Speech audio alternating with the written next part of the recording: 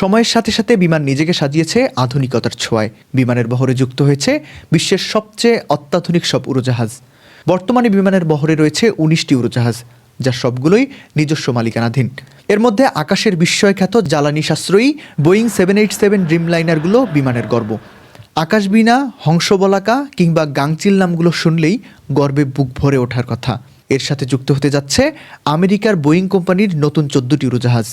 শুধু তাই নয়, এখন নিজস্ব বহর রক্ষণাবেক্ষণ থেকে শুরু করে বড় ধরনের চেক সবই দেশেই সম্পন্ন করছে বিমান, যা বিমানের সক্ষমতার এক অনন্য প্রমাণ। ৫৪ বছরের এই পথ চলায় বিমান আজ এক লাভজনক এবং শক্তিশালী প্রতিষ্ঠান। কোনো সরকারি ভর্তুকি ছাড়াই সম্পূর্ণ নিজস্ব আয়ে পরিচালিত হয়ে বিমান করেছে নতুন রেকর্ড।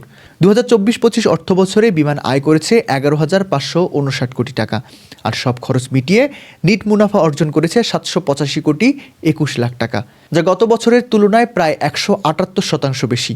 অবাক করা বিষয় হলো, গত ১০ বছরের মধ্যে ৯ বারই লাভের মুখ দেখেছে বিমান এবং এবার টানা পঞ্চমবারের মতো লাভের ধারা অব্যাহত রেখেছে।